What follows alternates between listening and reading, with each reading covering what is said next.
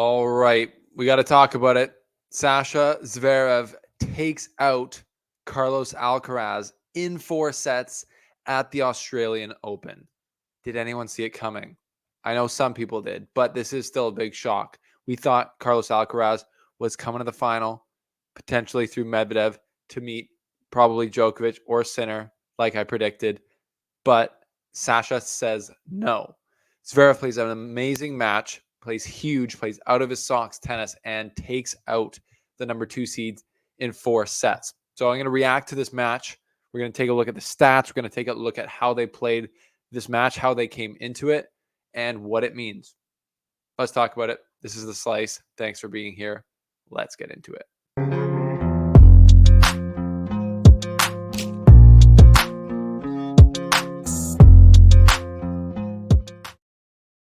Well, that was a match. That was a big shocker. I think part of when we see Alcaraz lose in majors right now, it's shocking because we have such a small sample size of his career.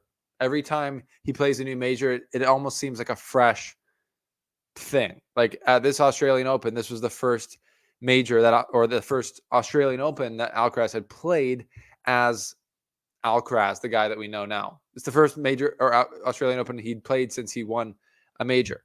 So this is like almost like his first real turn downtown or down under, and Zverev beats him. And Medvedev beat him at the US Open last year. So that's 2 majors in a row where he's lost to good players deeper in tournaments. And so you're starting to think, is he faltering? Is he plateauing? Is he slumping? We'll talk about that later.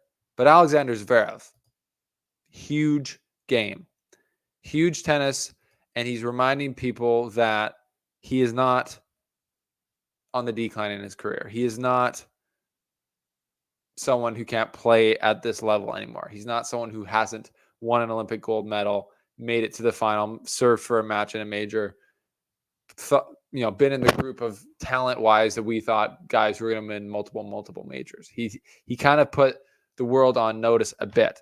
And, over this whole tournament, I've seen a ton of stuff on Twitter criticizing Zverev, and a lot of it is probably valid. People are not happy, and it is strange that he has a pending court date back in Germany due to his domestic violence allegations.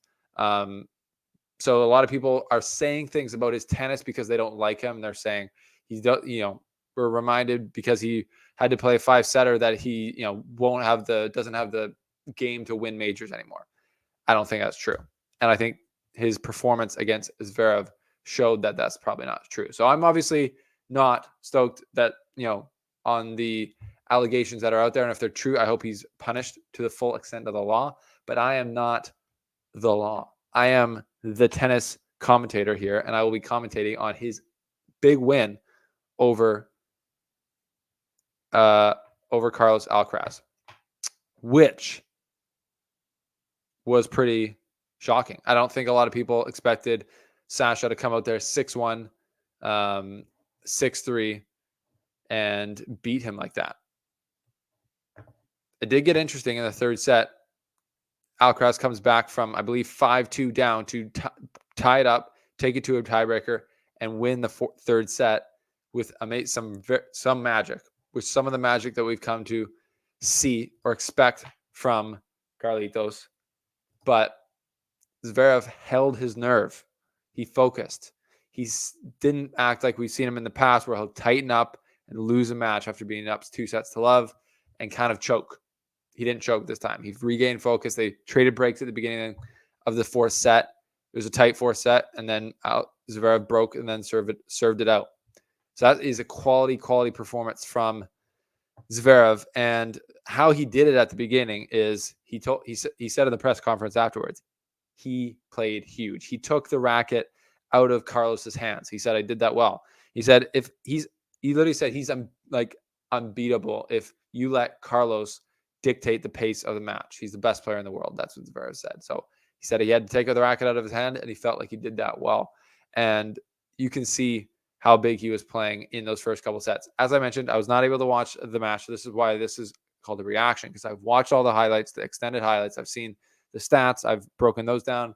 I looked at the interviews, or the post-match interviews, and yeah, it's clear that Zverev brought a level of hitting that put Carlos on the back foot, rushed him, and Carlos probably did not have his A game either. But Zverev has got the type of game that can take your ability to play your A game away. So one of the things that I thought was, thinking back to the route that they both had here, was Carlos not ready for a player of this caliber, really. Up until the quarterfinals where they played, Zverev or Alcaraz played in round one, Gasquet, then Sonego, then Shang, who retired, and Kecmanovic. None of those guys are huge hitters, especially Shang and Kecmanovic. Kecmanovic hits a powerful spinny ball from the baseline, but none of them come serve remotely like Zverev does. And with the way that Zverev was attacking, it Carlos's flatness coming out of the gate could have just been a byproduct of the rhythm that he had picked up in the first 4 matches of the tournament. And that I think there's something to say about that. You want to get into the rhythm that is building as the tournament goes on. And maybe Alex, or maybe Carlos didn't feel like he had that. Maybe he just had an off day, and maybe it was Zverev just kind of being too good on the day. I think it was probably a combination of the three, just from the eye test.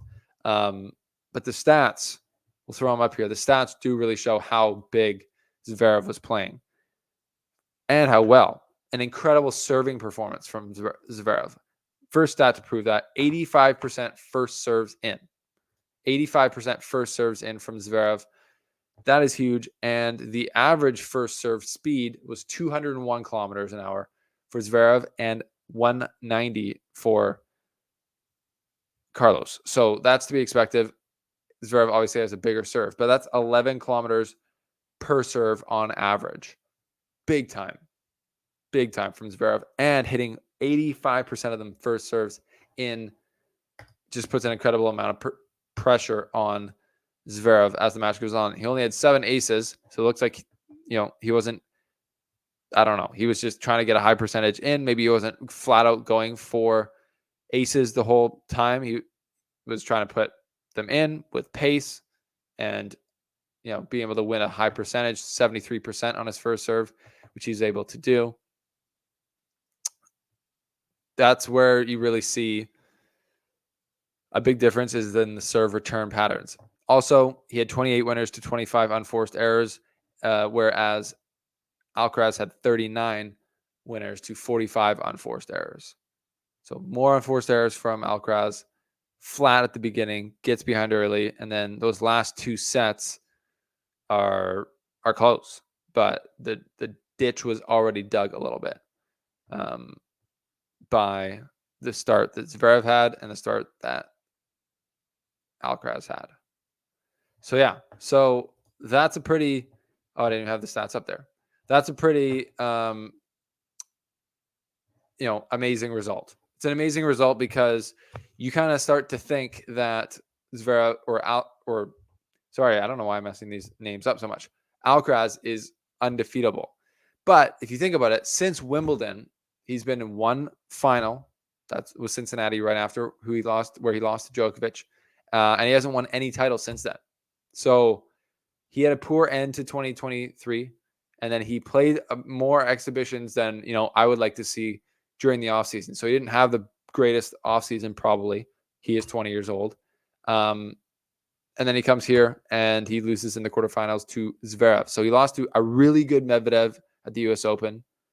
He lost to a really good Djokovic, obviously, in the Cincinnati final. He lost to a really good Zverev here. And he's had some soft results in between. But basically, if people are, it's insane to say that, it's like talk about Alcaraz being overhyped or, fluttering out. To be honest, he seems like he could just be a bit of a streaky player. And I've got no problems with that. When he builds and he gets his form together, it feels like he's unstoppable. Like on the grass season last year, he won Queens. And as he won Queens, I said, this kid can play on grass. And then he goes in Wimbledon, plays an amazing Wimbledon. And we know what happened in the final versus Djokovic. Same thing, US Open, 2022. He goes on the run there, wins the US Open. He goes on amazing, earlier in that year, he went on an amazing run through the clay after Miami, winning in Madrid, winning in, or not in Rome. He didn't play in Rome, but, cooking the entire top of the tennis world in Madrid. Then he loses to Zverev at the French Open. And then he loses to Djokovic this year at the French Open. So his results are, he's not at the point in his career yet where his consistency is maybe at the peak of what it could be, but he's 20 years old. So what are we even talking about? Of course he's not. If you remember, in 2008, Djokovic won his first major, and then it was 2011 that he went on his dominant run and really hit his peak. So this is a well-known thing that when players are younger, it's harder to have the consistency that they can find later on in their career. So am I worried about Alcaraz? Absolutely freaking not. Am I excited for Zverev's level? Totally. He played amazing there. And if Alcaraz had come back after 5 sets against Zverev, there's no saying that he would have gotten through Medvedev, who is playing really good and also beat him at the US Open. So it's not like Carlos Alcaraz is just going to dog walk the rest of the tour now that he's here. It's not like everyone's fading away. They're all gunning for him now. They're coming for the top, and they want to make sure that this kid knows that he's not just going to have an easy time collecting majors, collecting weeks at number 1. It's going to be a big, big battle, and he's not catching anyone by surprise anymore. So these players know what to prepare for. They know how to play them, and they get up for these matches. So Alcaraz has got his work cut out for him for the rest of the year. Zverev's got his work cut out for him playing Medvedev, and Medvedev had a great win over Hurkacz in the other quarterfinal on the bottom half. Let's take a look at that. That was a crazy match. A crazy, crazy match. 5-setter.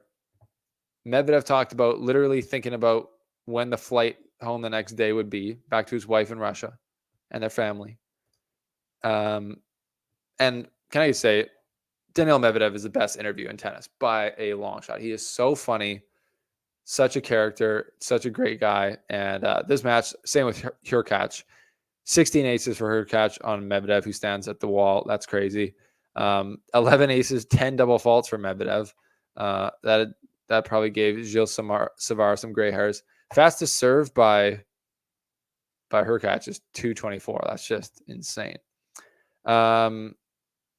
Yeah, a good match from both guys. Winners, 61 winners from Hurkacz, only 55 unforced errors, 43 and 42 for Medvedev. I mean, this was a tennis match. The shot variety from Medvedev, trying to get Hurkacz out of rhythms, it was unbelievable.